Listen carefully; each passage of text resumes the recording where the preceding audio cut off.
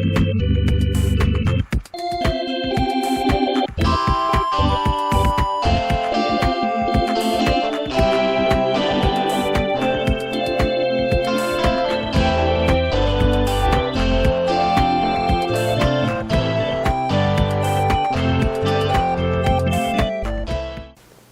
guys, welcome back to That's Life with John Carver. This is episode number 233, and I'm calling this episode on John MeGinnis Shoulders. Again, John MeGinnis Shoulders. Way back in 1986, I was working as a manager at a department store called Caldor.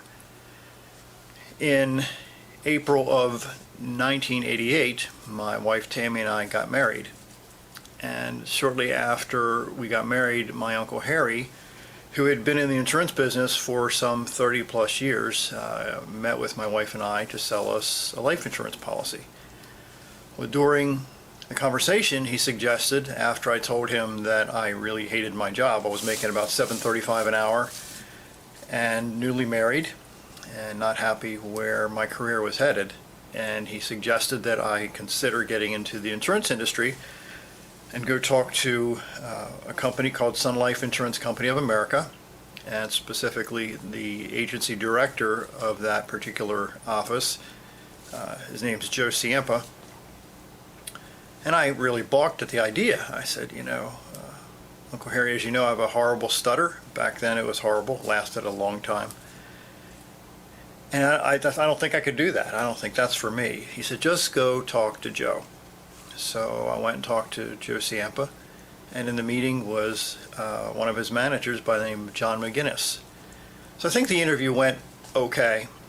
Well, part of their interview process was to have a second interview with the spouse of the person that they're thinking about hiring. So John MeGinnis came to our apartment, again we were newly married, on August 8th, 1988, 8888. And we asked lots of questions and tried to get a deeper understanding of what the job was all about, and if John MeGinnis thought that I could succeed in it. So at the end of the conversation, at the end of the interview at the apartment, I said, am I hired? And he said yes. So I started working in the insurance industry, scared out of my mind, stuttered, well again, really, really bad. People laughed at me all the time. I had to pass an insurance exam, passed the life insurance side, but failed the health insurance exam twice. It's a long story there. But part of my territory, they had territories back then, was in the inner city of Baltimore, Maryland. I was raised in a conservative, lower middle income household, so being in that environment was very foreign to me, even though where we lived was a mile or two from my territory, where I lived at home before I got married. So I was, again, barely 21 years old, and John MeGinnis really took me by the hand and was incredibly patient with me. I quit mentally several times because I didn't think that I could do this, even though for the long haul I was in the top rankings of that agency, of that office, consistently. Let me kind of share a few quotes with you that kind of illustrates where I'm going in this episode. Because I really believe that at the end of this episode you're going to see something that maybe you haven't seen in any of my other programs that I've shared.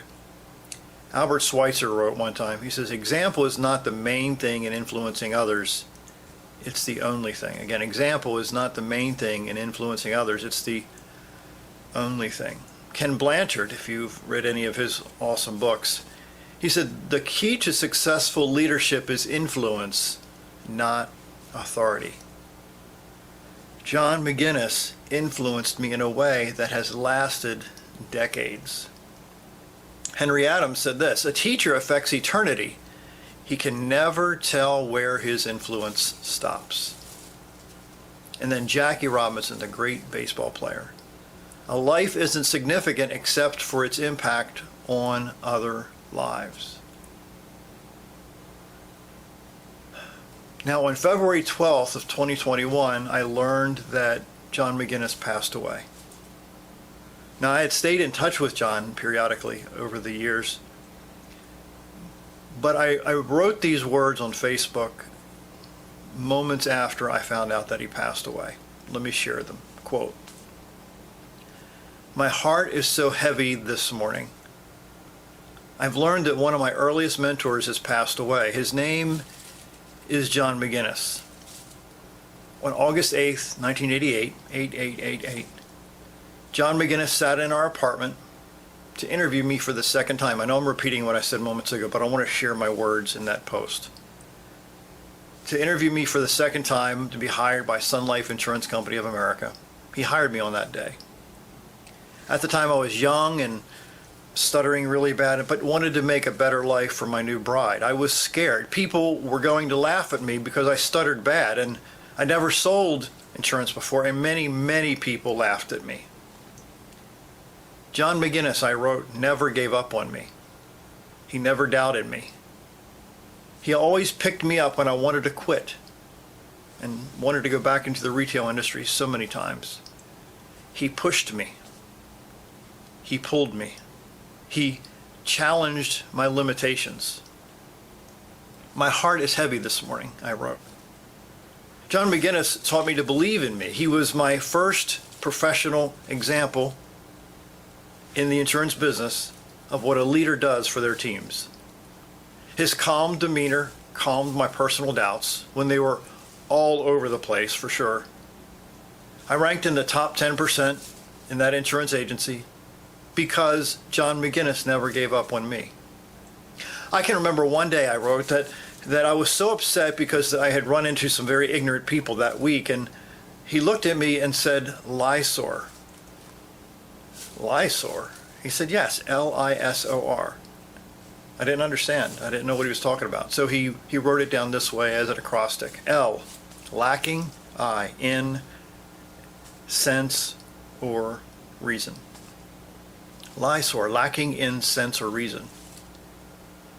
I never forgot that Lysor lesson, because sometimes when I run across some ignorant people, I think about John's words, Lysor. Maybe they're lacking in sense or reason. A few years after John MeGinnis hired me, he accepted a promotion with another insurance company and moved to Terre Haute, Indiana. I was promoted to fill John MeGinnis's position. Fill? How's that possible? I sat in his chair and did my best to model John MeGinnis's style of leadership because he mentored me. So I continued on this Facebook post. I shared most of the people I'm now leading were, at the time, were much older than me. Some of them were twice my age. Not long after John MeGinnis accepted the move to Terre Haute, Indiana, I made arrangements to fly out to Terre Haute to be closer to my mentor, even just for a couple of days. I'll never forget his kindness and the kindness of his wife, Lori. I stayed in the insurance industry for more than 2 more decades because John MeGinnis never gave up on me.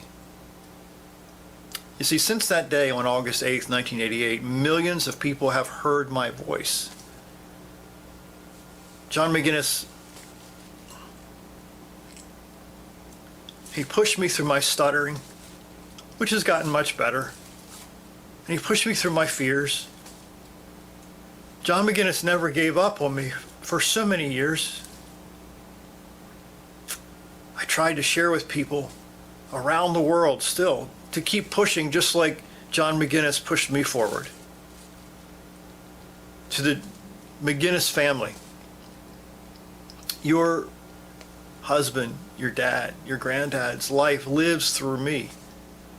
As I've touched millions of people, my family has touched millions of people around the world.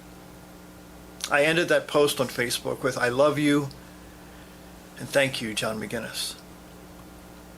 So as I look back in my life, I realized that John MeGinnis was one of the springboards in my life that fueled a desire to do better, to become better, to learn more, to serve more, to lift others up like John MeGinnis lifted me up so many times. I'm still standing on his shoulders. I'm still standing on the shoulders of John MeGinnis. I've thanked John MeGinnis several times over the years, over the decades, for believing in me when quite a few other people didn't. I do have a big regret. I've been wanting to go see him for quite a while, and I put it off. I didn't want to bother him, but I really wish now I would not have put it off. So as I end this episode, my advice to you is, if you have had people in your career who believed in you, and even when you don't, at the time, you didn't believe in yourself, and maybe they pushed you or pulled you to become extraordinary, go find these people. Thank them more than once, because you might be the only one who lets them know that they made a difference in your life. Don't wait until they die before you realize that you never said thank you. I'm so glad I've thanked John MeGinnis many times over the years. So think about those in your life that you can push, that you can pull through their self-doubts, through their struggles, and be a John MeGinnis.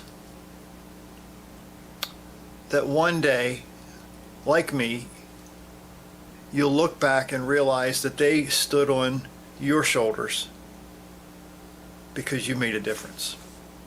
Like John MeGinnis made a difference in my life. My name is John Carver. Thanks for watching.